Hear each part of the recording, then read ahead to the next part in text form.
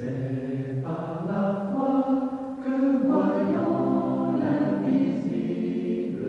Chers amis, bonjour et bienvenue à la communauté d'études quotidiennes de la Bible. Ils se sont levés à l'appel du Seigneur. Quel plaisir de vous saluer en ce dimanche 29 septembre 2024 pour continuer à partager avec vous la lecture de la méditation quotidienne pour adultes tirée du livre Dieu est ainsi, portrait de la grâce et de l'amour divin écrit par Roberto Herrera. Je ne cesserai de vous remercier car votre fidélité à l'écoute et au partage de nos différents contenus est quelque chose de vraiment apprécié. Que le Seigneur vous bénisse. La méditation du jour est intitulée « Un Dieu qu'il faut reconnaître ». Comme ils ont refusé de reconnaître Dieu, Dieu les a abandonnés à leur intelligence déréglée et, ainsi, ils font ce qu'ils ne devraient pas. Romains 1er, verset 28.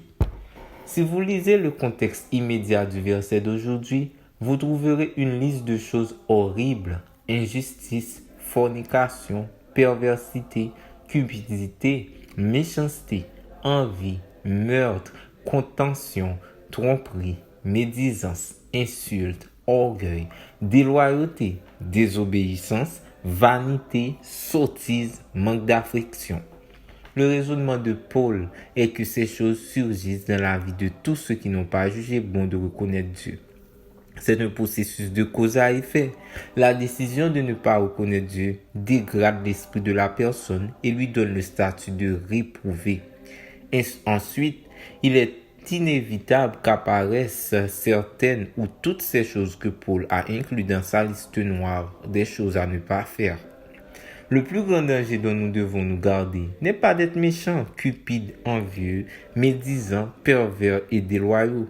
Cela est certes déjà assez mauvais pour pouvoir détériorer votre vie et celle des autres, mais il y a pire, en arriver à avoir un esprit réprouvé.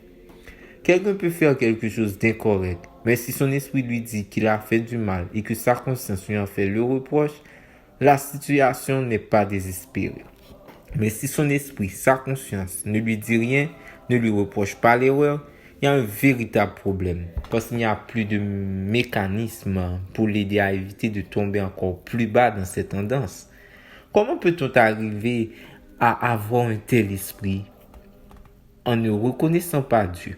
Alors, où devons-nous employer notre temps et nos énergies dans la connexion avec lui pour qu'il nous tienne éloignés de cette possibilité? Beaucoup pensent devoir lutter pour cesser de mentir, d'être orgueilleux ou envieux, mais ce n'est pas le véritable problème. Ce n'est que les résultats du problème. Le problème réel est de ne pas reconnaître Dieu, vivre comme s'il n'existait pas, prendre des décisions sans vérifier si elles sont en accord avec sa volonté, agir comme si nous n'avions aucun compte à lui rendre.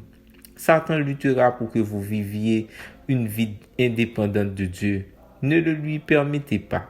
Pour commencer la journée, consacrez-vous au Seigneur chaque matin. Mettez cela dans cette liste de choses à faire chaque jour et rien de plus. Car si l'ennemi parvient à vous déconnecter, il lui sera facile de corrompre votre esprit et tout s'effondrera. Les choses horribles propres à ceux qui ne reconnaissent pas Dieu apparaîtront dans votre vie. Merci d'avoir suivi cette méditation. Nous vous souhaitons de passer une très bonne journée. Au revoir.